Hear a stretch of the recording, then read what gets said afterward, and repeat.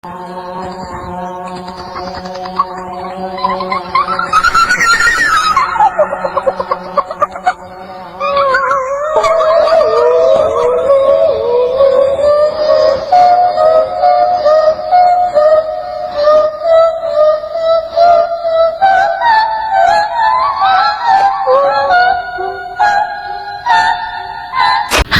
sekarang saya berada di makam Sentot Alibasha.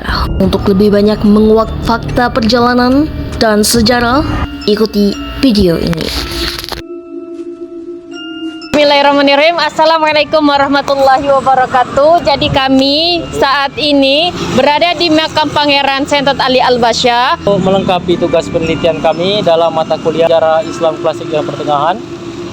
Baiklah, mari kita masuk untuk segera melakukan penelitian serta observasi di makam Sentot Alibasha sebagai cagar budaya di Bengkulu ini.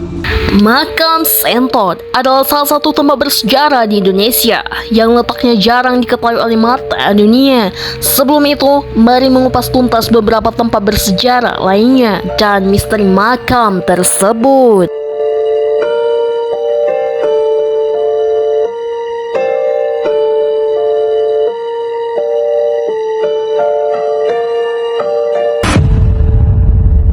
Tahukah Anda, di Indonesia ada sebuah provinsi yang namanya jarang disebut dunia.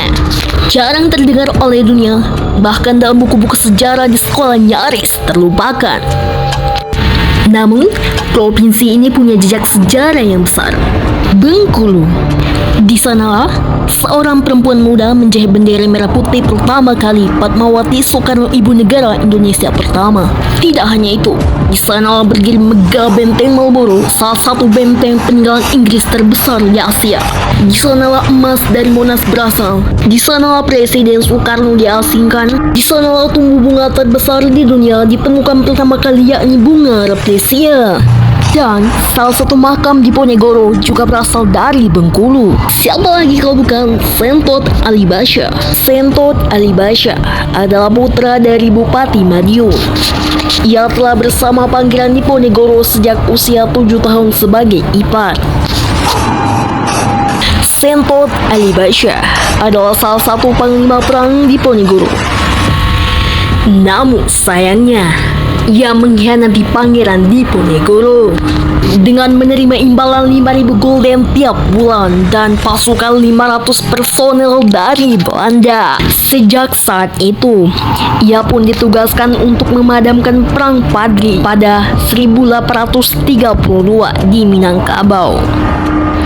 Tetapi Belanda kemudian menangkap dan membuangnya ke Bengkulu karena ia dianggap berbalik mendukung pasukan Padri Imam Bonjol. Sentot Alibasha kemudian wafat pada tahun 1855. Sampai saat ini, Sentot Alibasha diakui sebagai pahlawan Indonesia, terutama di kota Bengkulu. Saya bersama rekan datang ke lokasi dan bertemu dengan salah seorang penjaga makam Sentot Alibasha untuk menanyakan perihal makam tersebut. Dan begini jawaban fakta dari beliau.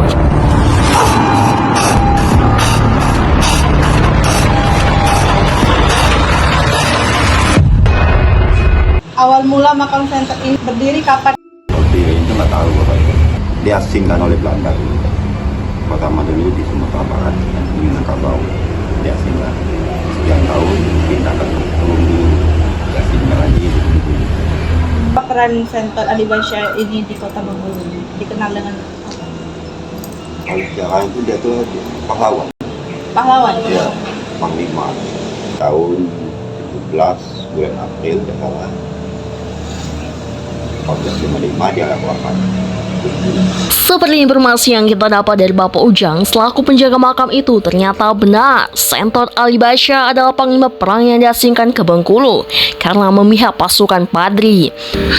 Sudah jelas bukan? Bagaimana pendapatmu? Next video kita bahas apa lagi ya? Sebelum itu, jangan lupa dukung kami dengan cara like, comment, dan subscribe channel ini serta nyalakan notification supaya nggak ketinggalan video selanjutnya.